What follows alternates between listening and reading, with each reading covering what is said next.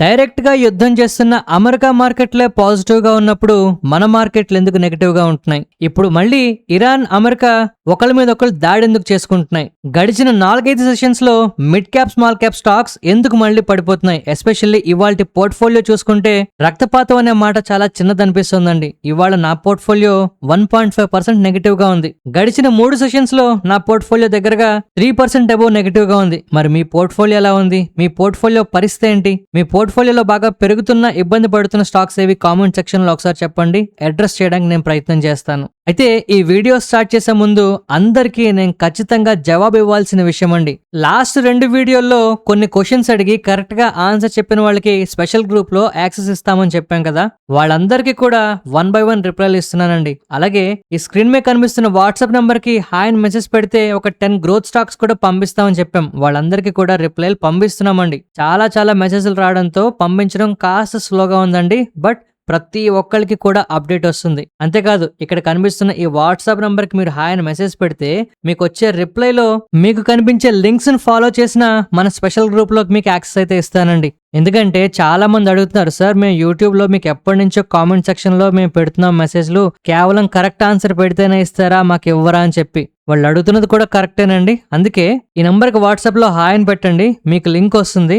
మన Telegram group, WhatsApp ఛానలే కాకుండా మన యాప్ లో కూడా స్పెషల్ గ్రూప్ అయితే ఉందండి. మీరు యాప్ డౌన్లోడ్ చేసుకుని లాగిన్ అయితే చాలు, మీకు డైరెక్ట్ గా యాక్సెస్ అయితే వస్తుందండి. సో మీరు డౌన్లోడ్ చేసుకుని యాప్ లో లాగిన్ అవ్వండి. మీకు ఖచ్చితంగా ఆ 15 స్టాక్స్ లిస్ట్ కూడా మీకు యాప్ తాలూకా స్పెషల్ గ్రూప్ లో అప్డేట్ చేస్తాను నేను. సో నాకు కూడా కొంత వర్క్ అయితే తగ్గుతుంది. అందరికి ఒకవేళ రెస్పాండ్ అవడం లేట్ అయినా కూడా యాప్ లో నేను ఒకసారి అప్డేట్ చేస్తే అందరికి మెసేజ్ వెళ్ళిపోతుంది కదండి. బట్ యాప్ లో వచ్చినా రాకపోయినా నాకు అవకాశం ఉన్నంత మేరకు అందరికి కూడా నేను రిప్లైలు ఇస్తానండి. మీతో పర్సనల్ గా వాట్సాప్ లో ఒకసారి మీకు మెసేజ్ కూడా పెడతాను నేను. సో నా పరిస్థితిని అర్థం చేసుకుంటారని ఆశిస్తూ let's continue the video. And ఇక్కడ మీకు ఇంపార్టెంట్ విషయం చెప్పాలండి. ఈ గ్రూప్ లో పెడతానంటున్న ఈ 15 స్టాక్స్ ఏవో నార్మల్ అలాటప్ప స్టాక్స్ అయితే కాదు. మా వర్క్ షాప్ లో నిజంగానే మా స్టూడెంట్స్ తో మేము డిస్కస్ చేసుకుంటున్న స్టాక్స్ అండి. కొన్నిటి గురించి ఇంకా డిస్కస్ చేయాలి కూడా మేము. వీటిని తప్పకుండా స్టడీ చేయండి. ఈ బిజినెస్ లో భయంకరమైన మార్పులు అయితే కనిపిస్తున్నాయండి. ఇవన్నీ కూడా మీకు ఉపయోగపడుతున్నాయని షేర్ చేస్తున్నా. ఏది కూడా బైసెల్ రికమెండేషన్ కాదండి. నా వంతు ప్రయత్నంగా మా స్టూడెంట్స్ కే కాదు మీకు కూడా అందరికీ స్టాక్స్ గురించి కాస్త అవగాహన రావాలనే ఉద్దేశంతో నేను మీకు షేర్ చేస్తున్నాను. ఇవాళ మన మార్కెట్లో రక్తపాతం చూసాయని చెప్పొచ్చండి. పోర్ట్ఫోలియోస్ అయితే పాతాళం కన్నా కింద ఇంకేమైనా ఉన్నాయని వెతికి చూస్తున్నాయి. కానీ ఆశ్చర్యకర విషయం ఏంటంటే అమెరికా మార్కెట్లు పాజిటివ్ గా ట్రేడ్ అవుతున్నాయండి. వాళ్ళ తలక ఫ్యూచర్స్ ఆల్రెడీ పాజిటివ్ గా ఉన్నాయి 1% అబోవ్. అసలు యాక్చువల్ గా అమెరికాకి ఇరాన్ కి మధ్యలో కదా కాన్ఫ్లిక్ట్ జరుగుతోంది. నేరుగా ఒకరి మీద ఒకరు బాంబులు వేసుకుంటున్నారు కదా. అయినా సరే అమెరికా మార్కెట్లు ఎందుకు పాజిటివ్ గా ఉన్నాయి, మన మార్కెట్లు ఎందుకు పడిపోతున్నాయి, ఈ విషయాలు మనం ఖచ్చితంగా తెలుసుకోవాలి. క్లియర్ గా ఒక మాటలో చెప్పాలంటే మార్కెట్లకి మీదట ఒక్క వార్ కోసం మాత్రమే పట్టించుకోవట్లేదండి. ఎందుకంటే వార్ అనేది జరుగుతోంది. వారాంతంలో 2-3 సార్లు బాంబులు వేసుకుంటున్నారు. మిగిలిన వీక్ అంతా కూడా మార్కెట్లు పాజిటివ్గా ఉండాలని పీస్ డీల్ అంటున్నారు, లేదు అంటే నెగోషియేషన్స్ అంటున్నారు.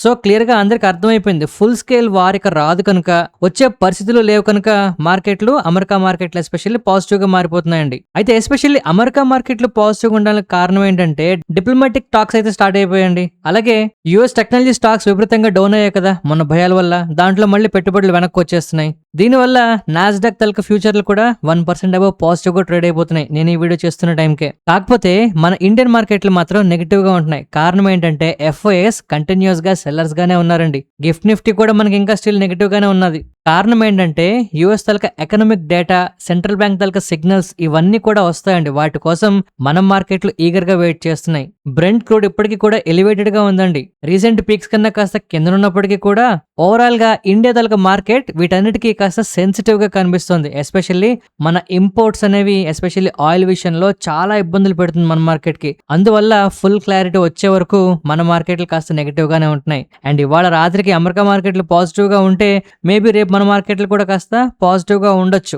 అయితే ఇక్కడ హిడెన్ ఇన్సైట్ ఏంటి అంటే మార్కెట్ లో సేమ్ గా ఉన్న ఒకే ఒక గ్లోబల్ ఈవెంట్ అన్ని మార్కెట్లని ఒకేలాగా మనకి ఇంపాక్ట్ చేయట్లేదండి. అమెరికా మార్కెట్లు కేవలం ఏఐకి సంబంధించి ఏఐ కంపెనీస్ ఎర్నింగ్స్ మీద అండ్ తక్కువ రేట్లో దొరుకుతున్న టెక్నాలజీ స్టాక్స్ మీద కాన్సన్ట్రేట్ చేస్తున్నారు. మన ఇండియా మార్కెట్ మాత్రం ఆయిల్ ప్రైసెస్ మీద, ఫారిన్ ఇన్ఫ్లోస్ మీద, డొమెస్టిక్ గా స్టాక్స్ తలక వాల్యుయేషన్స్ మీద కాన్సన్ట్రేషన్ అవుతుందండి. సో ఇవాళ మార్కెట్ లో వార్ని ఎస్పెషల్లీ కాస్త ఇగ్నోర్ చేస్తుంటే అందరూ నెక్స్ట్ కంప్లీట్ గా ప్యానిక్ వచ్చే సిచ్యువేషన్ ఏమైనా ఉంటుందా, ఇన్వెస్టర్లు పట్టించుకునే విషయాలు ఏంటనేవి మనం 1 by 1 ఇప్పుడు చూద్దాం. సో ఇక్కడ మనకు తెలియాల్సింది ఏంటంటే, సడన్ గా యుఎస్ వాళ్ళు ఇరాన్ మీద ఎందుకు అటాక్ చేశారో మనకు అర్థం కావాలండి.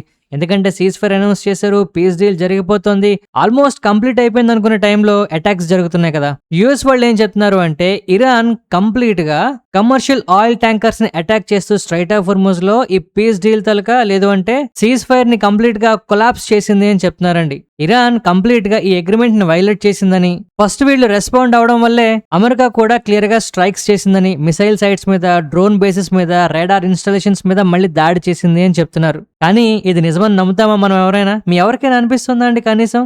ఇరాన్ ఏం చెప్తుందో చూడండి. ఇరాన్ ఎలా రెస్పాండ్ అయింది, మేమేమి దాడి చెయ్యలేదు. ఇంకా గట్టిగా మాట్లాడితే, మేం కావాలని దాడి చేయట్లేదు, అమెరికా మీద మా దాడి కాదు, కేవలం యుఎస్ మిలిటరీ ఫెసిలిటీస్ మీద, కువైట్ లోని, బహ్రెయిన్ లోని ఇలాంటి వాటిల్లో అమెరికా బేస్ ఉన్నాయి కదా, వాటికి సంబంధించిన వాటి మీద మిసైల్స్, డ్రోన్స్ ని మేము టార్గెట్ చేస్తున్నాము అని చెప్తున్నారు. అండ్ ఐఆర్జీసీ వాళ్ళు వార్నింగ్ ఇస్తున్నారండి, ఒకవేళ అమెరికా ఫ్యూచర్ లో మళ్ళీ అటాక్స్ ఇంకా స్టార్ట్ చేస్తే ఈవెన్ స్ట్రాంగర్ రెస్పాన్స్ తో మేము వస్తాము అని చెప్పి. మరి రెండు పక్కల యుద్ధాలు చేస్తుంటే, రెండు పక్కల పీస్ టాక్స్ గురించి మాట్లాడుతుంటే మార్కెట్లు ఎందుకు స్పందించట్లేదు? ఇది మనం అర్థం చేసుకోవాల్సిన విషయం. మనం క్లియర్ గా ఒక విషయం చెప్పుకున్నామండి, ఇరు దేశాలు కూడా కొంత టైం తీసుకుంటున్నాయి. ఎందుకంటే ఎగ్జిస్టింగ్ బేస్లన్నీ పాడైపోయి కనుక వాటిని రీబిల్డ్ చేయడానికి, తిరిగి రీఅటాక్ చేయడానికి కొంత టైం పడుతుందండి. ఈ టైంలో కాలక్షేపం చేస్తున్నారు, టైం పాస్ చేసుకుంటూ పీస్ డీల్ అని, లేదు అంటే డిప్లొమాటిక్ టాక్స్ అని. ఎంతో కొంత రికవర్ అయింది, ఇరు దేశాలు మళ్ళీ ఒకరి మీద ఒకరు దాడి చేసుకుంటున్నారండి. నన్ను అడిగితే ఇక్కడ ఏం జరుగుతోంది అనే దానికన్నా ఫైనల్ గా అగ్రిమెంట్ అయ్యిందా లేదా అనే విషయం మీద మాత్రమే మార్కెట్ లో పట్టించుకుంటే బెటర్ నా ఉద్దేశం. ఏదో మనం వీడియో గేమ్ ఆడుతుంటే చూడండి, లైఫ్ 1, లైఫ్ 2 అని చెప్పి మనం ఛాన్సులు తీసుకుని ఆడేస్తుంటాం. అలాగా వీళ్ళు వారంకి ఒకసారి ప్రతి వీకెండ్ కి దాడి చేసేయడం, లేదు పీస్ టాక్స్ అంటుండడం, ఏదో పెద్ద ఆటలా ఉంది వీళ్ళకి.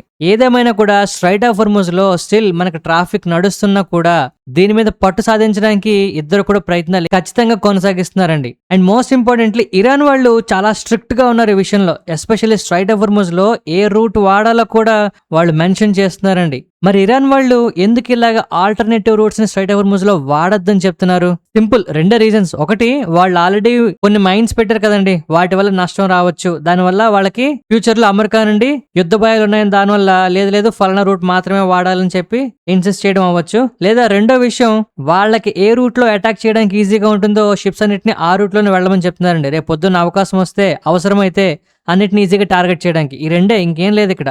మీరు కనుక చూస్తే అమెరికా అటాక్స్ అయితే చేస్తోంది, కానీ పెద్దగా ఇంపాక్ట్ చూపించలేకపోతుందండి. బట్ ఇరాన్ చేసిన అటాక్స్ అమెరికాకి చాలా మేజర్ ప్రభావాన్ని చూపించేయండి.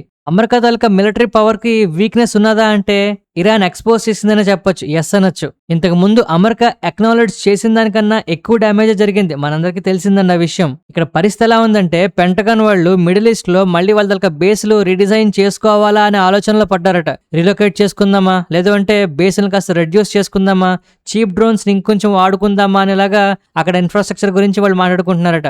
మొత్తానికి ఏంటంటే ఇరాన్ ఈ యుద్ధం వల్ల మరి కాస్త పట్టునే సాధించిందండి స్ట్రైట్ ఆఫ్ హోర్ముజ్ మీద. కానీ ఇప్పుడు ప్రపంచం మొత్తం మళ్ళీ తలకిందులయ్యే పరిస్థితులు మనకి వస్తున్నాయండి.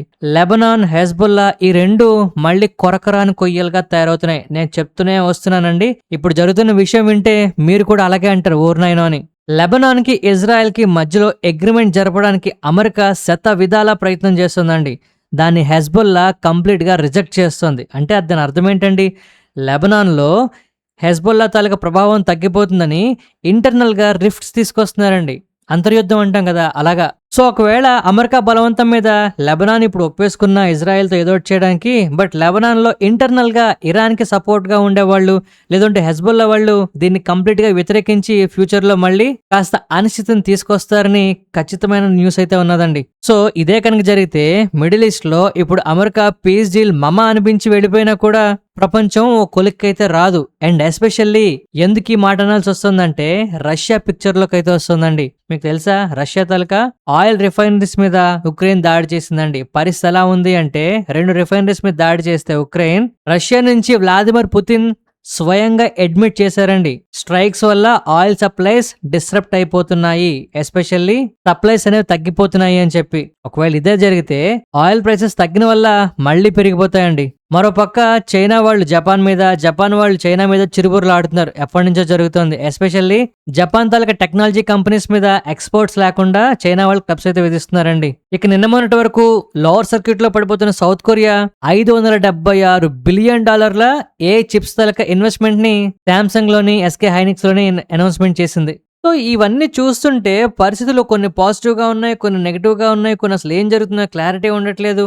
సౌత్ కొరియా లాంటి దేశాలు తీసుకుంటే వస్తున్న న్యూస్ విని అమ్మయ్య అనుకోవాలా, లేదు మళ్ళీ పడిపోతాను భయపడాలో, మొత్తానికి చాలా గందరగోళంగా అయితే ఉందండి పరిస్థితి. బట్ ఇవన్నీ కూడా సద్దుమణిగేవే, ఏవి కూడా ఇబ్బంది పెట్టి అమ్మో ఇంక ప్రపంచం అంతా అయిపోతుందనేలాగా భయపడాల్సిన అవసరం లేదు. సో ఇవాళ మార్కెట్లు మనకు ప్రస్తుతానికి నెగిటివ్ గా ఉన్నా, ఓవరాల్ గా అమెరికా మార్కెట్లు మళ్ళీ పాజిటివ్ గా మారితే మన మార్కెట్లు కూడా కాస్త సద్దుమణుగుతాయండి. సో ఫైనల్ గా మనం చెప్పుకోవాల్సింది ఏంటంటే మార్కెట్ లో ఇప్పుడు రియల్ స్టోరీ అమెరికాకి ఇరాన్ కి మధ్యలో కాదండి, లెబనాన్ కి ఇజ్రాయెల్ కి మధ్యలో జరుగుతున్న డీల్ హెజ్బుల్లా వ్యతిరేకించడం ప్రధానంగా మారుతుంది. ఇది కనుక కొనసాగితే ఇరాన్ మళ్ళీ యుద్ధం చేయాల్సి వస్తుందండి. స్ట్రైట్ ఆఫ్ హోర్ముజ్ లో లైన్స్ ను కంట్రోల్ చేస్తూ ఇరాన్ డామినేట్ చేస్తూ ఉంటే ఉక్రెయిన్ మళ్ళీ ఎనర్జీ సైట్స్ మీద దాడి చేస్తూ కాస్త అనిశ్చితిని అయితే మళ్ళీ నెలకొల్పుతోంది మార్కెట్ లో. ఇవి ప్రధానంగా ఇప్పుడు మనం గమనించాల్సిన విషయాలండి. ఇక చాలా మంది అడుగుతున్న ప్రశ్న, సార్ గోల్డ్ ఇప్పుడు ఇన్వెస్ట్మెంట్ చేయొచ్చా, గోల్డ్ పరిస్థితి ఏంటి, గోల్డ్ ఇంకా ఎంత పడిపోతుంది, ఎందుకు పడిపోతుంది, యుద్ధం జరిగితే గోల్డ్ పెరగాలి కదా ఎందుకు పడిపోతుంది అని. జియోపొలిటికల్ టెన్షన్స్ ఉన్నప్పుడు నిజంగానే గోల్డ్ పెరుగుతుందండి, కానీ ఇప్పుడు పరిస్థితి వేరు.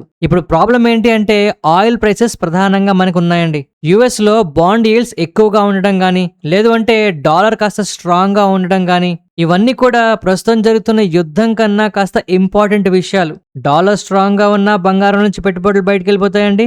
యుఎస్ బాండ్ ఈల్డ్ స్ట్రాంగ్ గా ఉన్నా సేఫ్టీ ఎక్కువ ఉండడం వల్ల బంగారం నుంచి పెట్టుబడులు డాలర్స్ లోంచి బాండ్స్ లోకి వెళ్ళిపోతుంటాయి. అండ్ ఇప్పుడు జరుగుతున్న యుద్ధం కూడా ఫుల్ ఫ్లెడ్జ్డ్ గా జరగదు అనే క్లారిటీ కూడా మార్కెట్ లో ఉండడం ఏంటంటే బంగారం ఈ టైంలో రిస్క్ ఎందుకు, ప్రశాంతంగా వెళ్లి బాండ్ ఈల్డ్స్ లో పెట్టుకుందాం, మంచి డబ్బులు వస్తాయని చెప్పి అందరూ చూస్తున్నారు. అండ్ మోస్ట్ ఇంపార్టెంట్లీ ఇన్ఫ్లేషన్ ఒకటి ఇంకా ఎక్కువగానే ఉంటుందనేలాగా మనకు మార్కెట్లో న్యూస్ ఆల్రెడీ వస్తుందండి. వడ్డీ రేట్లు తగ్గించమని చెప్పి క్లారిటీ వస్తుంది. అండ్ నిన్న మొన్నటి వరకు కొంతమంది బ్రోకరేజ్ సంస్థలు కానీ, పెద్ద పెద్ద బ్యాంకులు కానీ అవకాశం ఉంటే వడ్డీ రేట్లు పెంచడానికే ఛాన్స్ ఉంది అని చెప్పి మాట్లాడుతున్నారు. వీటన్నిటి వల్ల బంగారం ప్రైస్లో మనకి ఫ్లక్చువేషన్స్ ఇంకా ఉంటాయండి. నేను చెప్తూనే వస్తున్నా, గడిచిన 8 నెలలు కాదు, సంవత్సరం నుంచి కూడా నేను చెప్తూనే వస్తున్నా, బంగారంతో తొందరపడద్దు అని చెప్పి. అండ్ ఇప్పటికీ చెప్తున్నానండి, బంగారం మరొక 5 to 10% పడినా ఆశ్చర్యపోవాల్సిన అవసరం లేదు. కానీ ఒకటి, ఇలా పడిపోతే ఇంకా అంతకన్నా పెరగడానికే ఛాన్స్ ఉంటుందండి. బంగారంలో లాంగ్ టర్మ్ లో నేను కూడా బులిష్ గానే ఉన్నానండి, బట్ షార్ట్ టర్మ్ లో ఫ్లక్చుయేషన్స్ అయితే తప్పవు. సో ఇప్పుడు మార్కెట్ లో మీరు అస్సలు మిస్ అవ్వకూడని కొన్ని ఇంపార్టెంట్ స్టాక్ అప్డేట్స్ ఉన్నాయండి. వాటి గురించి ఒకసారి మాట్లాడదాం. ఇవేవి కూడా బైసెల్ రికమెండేషన్స్ కాదు, బట్ ఖచ్చితమైన యాక్షనబుల్ ఇన్సైట్స్ అయితే మనకి కనిపిస్తున్నాయండి. అపోలో మైక్రో సిస్టమ్స్ గురించి మాట్లాడితే ఇవాళ మార్కెట్ లో ఇంత నెగటివిటీ ఉన్నా ఈ స్టాక్ మాత్రం 6% దగ్గరగా పెరిగిందండి. కారణం ఏంటి అంటే అపోలో మైక్రో సిస్టమ్ తలక ఒక major customer Bharat electronics limited BEL వాళ్ళకి 30,000 కోట్ల ఆర్డర్ అయితే వచ్చిందండి. ఇదొక మ్యాసివ్ క్యూఆర్ శామ్ ఆర్డర్. ఈ massive QR Sam order direct గా అపోలోకి వచ్చేస్తుందేమో అని చెప్పి చాలా మంది అనుకుంటున్నారు. కాదండి, బట్ అపోలోకి ఖచ్చితంగా కొంతవరకు ఈ ఆర్డర్ లో భాగం అయితే ఉంటుంది. ఈ న్యూస్ కారణంగా ఇవాళ ఈ స్టాక్ లో చాలా వాలటైలిటీ అయితే మనం చూస్తున్నాం. అండ్ ఇలాంటి స్టాక్ లో ఎప్పుడు డిప్ వస్తుందా అని చెప్పి చాలా మంది వెయిట్ చేస్తున్నారండి. ఏమాత్రం కింద పడినా బంగారంలో ఎగరేసుకుపోతారు దీన్ని కూడా. ఇక నెక్స్ట్ మనం టీటాగ్రా రైల్ సిస్టమ్ గురించి మాట్లాడుకోవాలండి. వీళ్ళ తలక ప్రొడక్షన్ ని డబుల్ చేస్తామనేలాగా కంపెనీ వాళ్ళ మేనేజ్మెంట్ దగ్గర నుంచి ఇంపార్టెంట్ అప్డేట్స్ అయితే వస్తున్నాయండి. ఇండియా తలక రైల్వేస్ ప్యాసింజర్ కోచెస్ తలక డిమాండ్ అనేది పెరుగుతుందని, మెట్రో ఆర్డర్స్ కూడా ఎక్కువ అవుతున్నాయని, ఆర్డర్ బుక్ ఆల్మోస్ట్ FY28 కూడా రెడీ అవుతోందని, అంటే FY28 వరకు కూడా వాళ్ళ తలక ఆర్డర్ బుక్ రెడీగా ఉంటుందట. దీని అర్థం ఏంటంటే ఖచ్చితంగా బిజినెస్ తిరిగి టర్న్ అరౌండ్ చూపిస్తుందనేలాగా మేనేజ్మెంట్ దగ్గర నుంచి కామెంటరీ వస్తుందండి. అలాగే లార్జ్ వ్యాగన్ టెండర్స్ కూడా మనకి పైప్ లైన్ లో ఉన్నాయట. డిమాండ్ పీక్ వచ్చాక ముందే వీళ్ళు దీని గురించి విగరస్ గా రెడీ అవుతున్నామని చెప్తున్నారండి. ఈ న్యూస్ వల్ల ఇవాళ ఈ స్టాక్ పెద్దగా రియాక్ట్ అవ్వకపోవచ్చు, బట్ ఖచ్చితంగా కొంత బజ్ అయితే ఫర్దర్ గా మనకి క్రియేట్ అవ్వబోతోంది. అయితే ఇవాళ స్పెషల్ గా HDFC బ్యాంక్ గురించి మాట్లాడుకోవాలండి. గడిచిన కొన్ని రోజులుగా కాదు, కొన్ని నెలలుగా ఈ స్టాక్ కింద పడుతూ వస్తుందండి. బట్ సడన్ గా ఈ స్టాక్ లో కొన్ని బుల్లిష్ సెగ్మెంట్స్ అయితే మనకి కనిపిస్తున్నాయండి. రీసెంట్ గా ఒక డైరెక్టర్ రిజైన్ చేయడం, ఆయన చేస్తున్న కామెంట్స్ వల్ల స్టాక్ ప్రైస్ లో విపరీతమైన సెల్లింగ్ ప్రెషర్ చూడడం మనందరం చూస్తున్నాం. బట్ లీగల్గా ఒక ఇండిపెండెంట్ రివ్యూ అయితే రిపోర్టెడ్లీ మనకు వచ్చిందండి. దీంట్లో ఎటువంటి ఎవిడెన్స్ లేదు అని, ఎస్పెషల్లీ గవర్నెన్స్కి సంబంధించి ఎలిగేషన్స్ ఏవైతే ఉన్నాయో వాటికి సంబంధించి ఎటువంటి ఆధారాలు దొరకలేదనడంతో ఈ స్టాక్ లో కాస్త పాజిటివ్ అయితే నెలకొంటుందండి. ఒకవేళ ఇదే కనుక నిజమైతే ఆల్మోస్ట్ అన్ని బ్రోకరేజ్ సంస్థలు కూడా కవరేజ్ అయితే స్టార్ట్ చేస్తాయండి. ఈ స్టాక్ లో ఉన్న అన్సర్టనిటీ కూడా కొంతవరకు తగ్గుతుందని ఆశిస్తున్నారు. సో ఒకవేళ ఇది కనుక నిజంగా జరిగితే లార్జ్ క్యాప్ స్టాక్స్ లో ఎక్కువ కాన్సన్ట్రేషన్ మళ్ళీ హెచ్డిఎఫ్సి బ్యాంక్ మీద అందరూ చేయడానికి అవకాశం ఉందండి. ఎందుకంటే ఇప్పటికే బాగా పడి కాస్త అట్రాక్టివ్ గా కూడా కనిపిస్తుంది. చూద్దాం ఏం జరుగుతుందో. అయితే ఇప్పుడు మనం మాట్లాడుకుంటున్న ఈ హెక్సావేర్ టెక్నాలజీస్ అనే స్టాక్ గురించి ఇన్వెస్టర్లు కాస్త ఎక్సైట్ అయితే అవుతున్నారండి. రీసెంట్ టైమ్స్ లో మార్కెట్ లో వస్తున్న న్యూస్ ఏంటి, డైరెక్ట్ గా హెక్సావేర్ ని ఆంథ్రోపిక్ పార్ట్నర్ గా చేసేస్తున్నారండి. కానీ ఇది నిజం కాదు. హెక్సావేర్ ఒక authorised reseller of Anthropic's Claude AI models. Claude AI models ని అమ్మడానికి ఒక ఆథరైజ్డ్ రీసెల్లర్ గా మాత్రమే వీళ్ళు ఉన్నారండి. అంటే మైక్రోసాఫ్ట్ ప్రొడక్ట్స్ ని మీరు కొనాలి అంటే డైరెక్ట్ గా మనం ఎంఎస్ ఆఫీస్ దగ్గర నుంచి కొనం, మైక్రోసాఫ్ట్ దగ్గర నుంచి కొనం, ఖచ్చితంగా థర్డ్ పార్టీ వెండర్ దగ్గర నుంచి కొంటామండి. అలాగే హెక్సావేర్ టెక్నాలజీస్ క్లాడ్ తాలూకా ఏ మోడల్స్ ని కాస్త రీసెల్ చేస్తుంది అంతే. అంటే వీళ్ళు ఆ ఏ మోడల్స్ ని సెల్ చేయడం గానీ, డెప్లో చేయడం గానీ, లేదు అంటే ఆ ఏ సొల్యూషన్స్ కి ఎంటర్ప్రైజ్ సపోర్ట్ ఇవ్వడం గానీ చేస్తాయండి. అంటే రెవెన్యూ ఆపర్చునిటీస్ కంపెనీకి పెరుగుతాయి అంతేగాని డైరెక్ట్ గా టెక్నాలజీలో పార్ట్నర్షిప్ వచ్చేస్తుందని చెప్పి చాలా మంది భావిస్తున్నారు. అంత డీప్ గా ఆలోచించకండి. కంపెనీకి వచ్చిన న్యూస్ అయితే పాజిటివ్ విషయం, కంపెనీకి రెవెన్యూ పెరుగుదల అవకాశం ఉంటుంది, ఇవన్నీ నిజమే. కాకపోతే ఏంటంటే డైరెక్ట్ పార్ట్నర్ అనేసుకుంటున్నారు, అది నిజం కాదు. ఓకేనా. ఇక చాలా మందికి హార్ట్ బ్రేక్ అయిపోయే విషయం అండి. కొంతమంది ఇన్వెస్టర్లు అయితే లబోదిబో అని కూడా ఏడుస్తున్నారు. పర్సిస్టెంట్ సిస్టమ్స్ గురించి రీసెంట్ టైమ్స్ లో ఎస్పెషల్లీ సోషల్ మీడియాలో విపరీతమైన క్రేజ్ అయితే ఉందండి. ఈ స్టాక్ గురించి బ్రేక్అవుట్ అయినప్పుడు మనం కూడా మాట్లాడుకున్నాం ఒక 2 years బ్యాక్. అంతకు ముందు కూడా చాలా సార్లు చెప్పుకున్నామండి ఇది ఒక మంచి స్టాక్ అని. కానీ ఇప్పుడు పరిస్థితులు ఏంటంటే ఈ కంపెనీ వాళ్ళు చేస్తున్న కొన్ని పనులు ఇన్వెస్టర్లకి కాస్త ఇబ్బంది పెడుతున్నాయండి. కొంతమంది అయితే భయపడుతున్నారు, కొంతమంది ఆశ్చర్యకరంగా అడుగుతున్నారు ఇలాంటి అక్విజిషన్ ఎందుకు చేస్తున్నారని. జనరల్ గా ఏంటి, రీసెంట్ గా వీళ్ళు ఒక కంపెనీని ఎక్వైర్ చేస్తున్నారండి. ఆ కంపెనీ తలక వాల్యుయేషన్స్ చాలా ఎక్స్పెన్సివ్ గా ఉన్నాయని, అండ్ వాళ్ళ తలక రెవెన్యూస్ కూడా అంత అట్రాక్టివ్ గా లేవని, బట్ వాళ్ళ కోసం వీళ్ళు ఇంచుమించుగా చాలా ఎక్కువ ప్రీమియంతో ఎక్వైర్ చేస్తున్నారని, ఎందుకు ఇంతలాగా చేస్తున్నారని చెప్పి కొన్ని క్వశ్చన్స్ అయితే మార్కెట్లో వచ్చాయండి. ఈ న్యూస్ వల్ల వీళ్ళ తలక స్టాక్ ప్రైస్ కూడా కింద పడింది. కాకపోతే ప్రాబ్లం ఏంటంటే ఇప్పుడు వీళ్ళు కంపెనీకి ఏదైతే పే చేస్తున్నారో ఈ లార్జ్ ప్రీమియం అండి, ఇంటిగ్రేషన్ రిస్క్ కూడా పెరుగుతుందండి. లాంగ్ టర్మ్ లో బెనిఫిట్స్ ఉన్న షార్ట్ టర్మ్ లో ప్రస్తుతానికి వాల్యుయేషన్ వర్రీ అనేది పెరిగిపోతుందని చాలా మంది భయపడుతున్నారు. బట్ కంపెనీ వాళ్ళు మాత్రం స్ట్రాటజిక్ గా వాళ్ళు చేస్తున్న అక్విజిషన్స్ వాళ్ళ తలక బిజినెస్ పెరగడానికి, స్ట్రాటజిక్ గా ఇంప్రూవ్ అవ్వడానికి ఉపయోగపడుతుందని ఖచ్చితంగా చెప్తున్నారు. మనందరం కూడా జొమాటో వాళ్ళు బ్లింకిట్ ఎక్వైర్ చేసినప్పుడు ఇలాగే అనుకున్నామండి, అర్రే ఎంత పెద్ద చేశారు ఏమవుతుందని. బట్ తర్వాత బ్లింకిటే జొమాటోని కాపాడే పరిస్థితికి వచ్చింది. చూద్దాం ఇక్కడ ఏం జరుగుతుందో. ప్రైస్ అయితే మంచి సపోర్ట్ లెవెల్ దగ్గర ఉందండి. ఇదొక జంపర్ డంప్ సినారియో. ఆల్రెడీ మన గ్రూప్ లో ఈ కంపెనీ చార్ట్ కూడా పోస్ట్ చేశాను కదా, ఒకసారి వీలైతే చూడండి. నెక్స్ట్ మనం డాక్టర్ రెడ్డిస్ గురించి మాట్లాడుకోవాలండి. ఈ స్టాక్ ని గడిచిన 3 సంవత్సరాలుగా చూసినా పెద్దగా మార్పు లేదు, 2 సంవత్సరాలుగా చూసినా మార్పు లేదు, సంవత్సరంగా చూసినా మార్పు లేదు. కానీ గడిచిన నెల రోజుల్లో చూస్తే ఎస్పెషల్లీ కొంత మొమెంటం అనేది కనిపిస్తుందండి. సడన్ గా కొత్త హైస్ కి పెరగడానికి స్టాక్ ప్రయత్నం చేస్తుంది. కారణం ఏంటి అంటే డాక్టర్ రెడ్డిస్ వాళ్ళ తలక ఫ్యూచర్ బయోసిమిలర్ ఆపర్చునిటీస్ ని చాలా మంది క్లోజ్ గా అబ్జర్వ్ చేస్తున్నారండి. ఇందులో వచ్చే ఆపర్చునిటీస్ కాస్త ఎక్కువగా ఉంటాయని చెప్పి ఆలోచిస్తున్నారు. అయితే భయపడుతున్న వాళ్ళందరూ కూడా 3 సంవత్సరాలుగా ఈ స్టాక్ పెరగలేదు, రీసెంట్ గా యూఎస్ఎఫ్డిఏ దగ్గర నుంచి అబ్జర్వేషన్స్ వచ్చాయి, వీటి పరిస్థితి ఏంటి అని అడుగుతున్నారు. జనరల్ గా ఈ అబ్జర్వేషన్స్ అన్ని కూడా క్లియర్ చేసుకునేవేనండి, ఎప్పటికప్పుడు వస్తుంటాయి పోతుంటాయి. బట్ ఇప్పుడు వస్తున్న బయోసిమిలర్ ఆపర్చునిటీ కాస్త పెద్దగా ఉంటుందనే ఆలోచనతో గడిచిన వారం రోజులుగా లేదు గడిచిన నెల రోజుల్లో ఈ స్టాక్ లో మొమెంటం అయితే కనిపిస్తుంది. ఇక నెక్స్ట్ బ్లూ క్లౌడ్ సాఫ్ట్వేర్ గురించి మాట్లాడుకోవాలండి. ఇందులో పంప్ అండ్ డంప్ జరుగుతుందని గడిచిన వారం మనం మాట్లాడుకున్నాం. డైరెక్ట్ గా స్పేస్ ఎక్స్ తోనే ఓ డీల్ జరిగిపోతుంది అన్నట్టు మనకు న్యూస్ అయితే వచ్చి దీంట్లో అప్పర్ సర్క్యూట్ అయితే కొట్టించారండి. ఇవాళ లోవర్ సర్క్యూట్ లో పడింది. అండ్ ఇప్పుడు డైరెక్ట్ గా బిఎస్ఎన్ఎల్ తో లింక్ పెట్టేస్తున్నారు. అయితే మార్కెట్ లో వస్తున్న న్యూస్ ఏంటి అంటే బిఎస్ఎన్ఎల్ వాళ్ళకి ఎంపానల్మెంట్ లిస్ట్ లోకి అయితే వీళ్ళు వెళ్ళారని చెప్పి మనకు మార్కెట్ లో న్యూస్ వస్తుందండి. బట్ ఇలాంటి కంపెనీస్ లో ఏంటి అంటే డైరెక్ట్ గా మనకి న్యూస్ వస్తే వెంటనే రెవెన్యూస్ వచ్చేస్తాయని చెప్పి ఆలోచిస్తుంటారు. ఇదైతే వీళ్ళు ఇస్తున్న ఆర్డర్ ప్రకారం లేదు, వీళ్ళు ఇస్తున్న న్యూస్ ప్రకారం ఏంటంటే రెవెన్యూస్ ఫ్యూచర్ లో ఎప్పుడో వస్తాయట. అసలు ఇది నిజమో కాదో నాకైతే డౌటే. చాలా జాగ్రత్తగా ఉండాలండి ఈ స్టాక్ తో. ఇందులో ఖచ్చితంగా పంప్ అండ్ డంప్ అయితే జరుగుతుంది, తస్మాత్ జాగ్రత్త. సో బిఎస్ఎన్ఎల్ ఎంపానల్మెంట్ లోకి వెళ్ళిపోయాము, ఆర్డర్లు వచ్చేస్తాయని చెప్పి దీన్ని పరిగెట్టిస్తారేమో. ఎంపానల్మెంట్ లిస్ట్‌లోకి ఎళ్లారంటే ఎప్పుడో వీళ్ళకి ఆర్డర్‌లో ఎలిజిబిలిటీ ఉంటుందండి పార్టిసిపేట్ చేయడానికి. ఆర్డర్‌లు వస్తాయో రావో మనం చెప్పలేం. బట్ తస్మాత్ జాగ్రత్త. నెక్స్ట్ మనం ఒమాక్సీ గురించి మాట్లాడుకోవాలండి. వీళ్ళు 6,200 కోట్ల ఇన్వెస్ట్‌మెంట్ అయితే చేస్తున్నారండి హోటల్స్‌లోకి. యాక్చువల్‌గా వీళ్ళు రియల్ ఎస్టేట్‌లో ఉండేవారు. బట్ ఇప్పుడేంటంటే హోటల్స్ మనకి రికరింగ్‌గా క్యాష్ ఫ్లోస్‌ని జనరేట్ చేస్తుంటే కనుక వన్ టైమ్ ప్రాపర్టీ సేల్స్ కన్నా హోటల్స్‌లో వీళ్ళకి బిజినెస్ బావుంటుందనే ఉద్దేశంతో వీళ్ళు హోటల్‌లోకి కూడా వస్తున్నారండి. దీనికోసం 6,200 కోట్ల ఇన్వెస్ట్‌మెంట్ కూడా చేస్తున్నారు. ఈ న్యూస్ వల్ల ఇవాళ ఈ స్టాక్‌లో కాస్త బజ్ అయితే క్రియేట్ అవుతుందండి. అయితే మీరు గమనిస్తే రీసెంట్ టైమ్స్‌లో ఈ హోటల్ సెగ్మెంట్‌కి సంబంధించి ఇన్‌స్టిట్యూషన్స్ వాళ్ళు సడెన్‌గా బయింగ్ అనేది చేస్తున్నారండి. హోటల్ స్టాక్స్‌లో గానీ, హోటల్ ఇన్వెస్ట్‌మెంట్స్‌లో గానీ. ఓవరాల్‌గా 21,800 కోట్ల ఇన్వెస్ట్‌మెంట్స్ అయితే హోటల్స్‌లో జరిగిందట. టూరిజం డెవలప్‌మెంట్ అయినా, బిజినెస్ డెవలప్‌మెంట్ అయినా, ట్రావెల్ ఇలాగ ఏది జరిగినా హోటల్ సెగ్మెంట్ కూడా మనకి ప్యారలల్‌గా పెరిగే అవకాశం కనిపిస్తుంది గనుక ఆల్మోస్ట్ అన్ని రియల్ ఎస్టేట్ కంపెనీలు ఈ హోటల్ సెగ్మెంట్స్‌కి కొంతవరకు ప్రాధాన్యం ఇస్తున్నారట.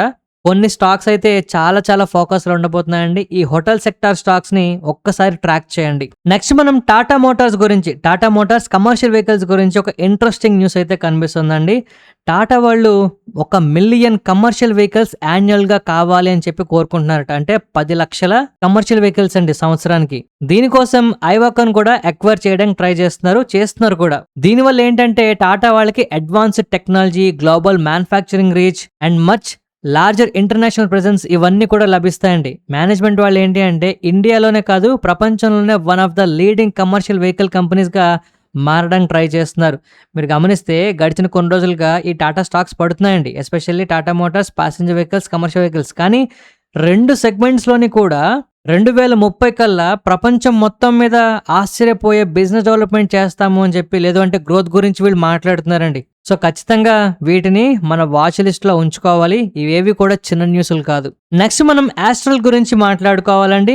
వీళ్ళు ఈ కంపెనీని డీమర్జర్ అయితే చేస్తున్నారండి. జనరల్‌గా ఇలాగ డీమర్జర్ న్యూస్‌లు కనుక వస్తే కంపెనీలన్నీ కూడా పాజిటివ్‌గా రియాక్ట్ అవుతాయండి. ఎందుకంటే వాల్యూ అన్లాక్ అవుతుంది. లేదు అంటే గ్రోత్ ఏదో ఒక కంపెనీలో బాగా ఎక్కువ వస్తుందని. కానీ ఇవాళ ఈ స్టాక్ నెగెటివ్‌గా ఉంది. కారణం ఏంటంటే షార్ట్ టైమ్‌లో వీళ్ళ తలక ఏదైతే గ్రోత్ ఇప్పుడు కనిపిస్తుందో ఆ గ్రోత్ రెండిట్లో ఒక కంపెనీకి తగ్గిపోతుందనే ఒక భయం అయితే క్రియేట్ అవుతుందండి. దీనివల్ల పానిక్ సెల్లింగ్ అయితే ఇవాళ జరిగింది ఈ స్టాక్ లో. బట్ ఇప్పటికీ కూడా పెద్ద అనలిస్టులు అందరూ కూడా సెపరేట్ బిజినెసెస్ ఖచ్చితంగా క్యాపిటల్ ఎలొకేషన్ గానీ, మేనేజ్మెంట్ ఫోకస్ గానీ, ఈవెన్చువల్ గా షేర్ హోల్డర్స్ కి వాల్యూ అన్లాకింగ్ గానీ ఇవన్నీ జరుగుతాయని చెప్పి మాట్లాడుతున్నారు. చూద్దాం ఏం జరుగుతుందో.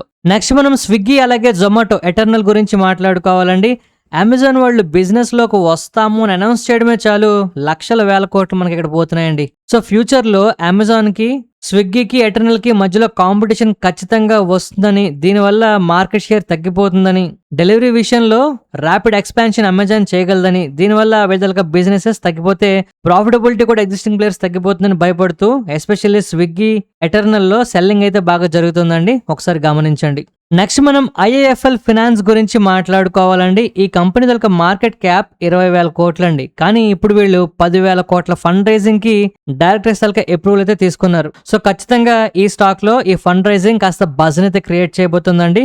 మీ వాచ్ లిస్ట్ లో పెట్టుకొని గమనించండి. నెక్స్ట్ మనం పేస్ డిజిటెక్ గురించి మాట్లాడుకోవాలండి. దీని గురించి రీసెంట్ గా మాట్లాడుకున్నాం, మన వర్క్ షాప్ లో కూడా చెప్పుకుంటున్నామండి. వీళ్ళకి ఇప్పుడు 3 GW of lithium iron phosphate battery cells సంబంధించి ఆర్డర్ అయితే వచ్చింది. ఈ న్యూస్ వల్ల కాస్త బజ్ క్రియేట్ అవుతోంది. బట్ ఓవరాల్ గా దీని తలక బిజినెస్ గ్రోత్ మనకు తెలియాలి అంటే నెక్స్ట్ వచ్చే ఆర్డర్స్ కానీ, కంపెనీ తలక ఎక్స్పాన్షన్ కానీ మనం ట్రాక్ చేయాలండి. నేను మళ్ళీ చెప్తున్నా, ఇప్పుడు మార్కెట్లో ఉన్న కంపెనీస్లో పేస్ డిజిటెక్ వాళ్ళ తలక కెపాసిటీ ఎక్స్పాన్షన్ చేస్తున్న విధానం చూస్తే అందరూ కూడా ఆశ్చర్యపోయే విషయం కనిపిస్తుందండి. ఒక్కసారి ఈ కంపెనీని ట్రాక్ చేయండి. నెక్స్ట్ మనం విక్రాన్ ఇంజనీరింగ్ గురించి మాట్లాడుకోవాలండి. ఇది one of the biggest news అండి మార్కెట్లో. మీరు గమనిస్తే ఈ కంపెనీ తలక మార్కెట్ క్యాప్ 1920 కోట్లండి. కానీ వీళ్ళకి వస్తున్న ఆర్డర్ విలువ 3,518 కోట్లు. ఇదొక ఈపీసీ ఆర్డర్ అండి. దీంట్లో భాగంగా వీళ్ళు ఏంటి అంటే 969 megawatt AC solar power project అయితే డెవలప్ చేయాల్సింది అయితే ఉంటుంది అక్రాస్ మల్టిపుల్ లొకేషన్స్ లోనండి. కాకపోతే ఈ ఆర్డర్ లో ఉన్న కొంత ప్రాబ్లం ఏంటి అంటే వీళ్ళకి ఎవరి దగ్గర నుంచి అయితే వస్తుందో ఇది వాళ్ళ సబ్సిడరీ అండి. అండ్ ఆ సబ్సిడరీలో ఎంప్లాయీ లేరంటూ చాలా న్యూస్ అయితే వస్తుంది. ఇది అట్రైట్ ఫ్రాడ్ అని మనం చెప్పలేం, కానీ కంపెనీ దీని గురించి ఫర్దర్ క్లారిఫికేషన్ ఇస్తే ఇంకా మంచిదండి. బట్ ఇప్పటికే చాలా మంది పెద్ద ఇన్వెస్టర్లు దీంట్లో ఇన్వెస్ట్మెంట్ చేశారన్న న్యూస్తో స్టాక్ ప్రైస్ కూడా చాలా బాగా పెరుగుతుంది. బట్ ఇలాంటి విషయాల్లో మేనేజ్మెంట్ ప్రొయాక్టివ్గా క్లారిటీ ఇస్తే పర్వాలేదండి. లేదంటే చాలా డౌట్స్ ఎక్కువైపోతూ ఉంటాయి ఇలాంటి స్టాక్స్లో. సో ఇప్పుడు మనం నిఫ్టీ 50 గురించి మాట్లాడుకుందామండి. సడన్ గా 12:30 నుంచి మార్కెట్లకి ఏమైందో తెలీదు, కంప్లీట్ కన్సల్టేషన్ లో ఉండిపోయండి. పొద్దున్న 9:30 నుంచి ఆల్మోస్ట్ 11 గంటల వరకు తోక తెగిన కోతిలాగా పైకి కిందకి పెరిగిన మార్కెట్ సడన్ గా 11 గంటల నుంచి 12:30 వరకు అమాంతం ఒక్కసారిగా కింద పడి కళ్ళు తిరిగి పడిపోయి సైలెంట్ అయిపోయినట్టు కంప్లీట్ గా స్తబ్దుగా అయితే ఉండిపోయిందండి. ఇంక్లూడింగ్ మార్కెట్ క్లోజ్ అయ్యే టైం కూడా ఏదో కదలాలి అన్నట్టు కదిలింది తప్పితే పెద్దగా మూమెంటం అయితే కనబడలేదు. సో దీన్ని బట్టి మనకేమర్థమవుతోంది, ఒక పక్క గ్లోబల్గా మార్కెట్లో పాజిటివ్గా మారిపోతుంటే మన మార్కెట్లో సెల్లింగ్ అనేది ఆగింది అని అర్థం చేసుకోవచ్చు. ఇవాళ ఈ కన్సల్టేషన్కి అర్థం అదేనండి. సో ఇప్పుడు ఫర్దర్గా అమెరికా మార్కెట్లో బయింగ్ జరిగి అక్కడ పాజిటివ్గా ఉంటే రేపటికి మన మార్కెట్లు కూడా పాజిటివ్గా మారినా ఆశ్చర్యపోవాల్సిన అవసరం లేదు. ఇవాళ ప్రైస్ యాక్షన్ గురించి మాట్లాడుకుంటే ఈ కన్సల్టేషన్ రేపు మనకు చాలా ఇంపార్టెంట్ అండి. ఇక డైలీ చార్ట్లో నిఫ్టీ తలక ప్రైస్ యాక్షన్ కూడా అంత సాటిస్ఫాక్టరీగా ఏం కనిపించట్లేదు. ఓవరాల్గా మనకి 24,000 అనేది ఒక మేజర్ సపోర్ట్ లెవెల్ అండి. ఆ సపోర్ట్ లెవెల్ దగ్గర మార్కెట్లు ఎగ్జాక్ట్లీ ఉన్నాయి. బట్ నా దృష్టిలో మనకి 23,700 అనేది ఒక మేజర్ లెవెల్ అండి. లాస్ట్ టైం ఇక్కడి నుంచే మనకి రివర్స్ అయితే అవ్వడం జరిగింది. బట్ మళ్ళీ ప్రాఫిట్ బుకింగ్స్ అయితే జరిగి కిందకైతే వస్తుంది. సో రేపటికి మట్టుకు మనం గమనించాల్సిన మోస్ట్ ఇంపార్టెంట్ లెవెల్ 24,000 అండి. ఆ లెవెల్ మీద నుంటే అమ్మయ్య ఊపిరి పీల్చుకోవచ్చు, లేదు అంటే అమ్మోని టెన్షన్ పడాలి. దేనికైనా కారణం అనేది గ్లోబల్గా ఉన్న పరిస్థితులే మనకు దోహదపడతాయండి. చూద్దాం ఇలాగ మార్కెట్లు ఇక్కడ ఎన్ని రోజులు ఇలా దోబోచులు ఆడుతుందో. ఈ వీడియో నచ్చితే తప్పకుండా లైక్ చేయండి. మీ ఫ్రెండ్స్ అండ్ కొలీగ్స్ అందరికీ షేర్ చేసి మన వీడియోస్ని మరింత మందికి చేరువయ్యేలాగా హెల్ప్ చేయండి. ఈ హెల్ప్ చేస్తారని ఆశిస్తూ మరొక మంచి వీడియోతో కలుద్దామండి. ధన్యవాదాలు.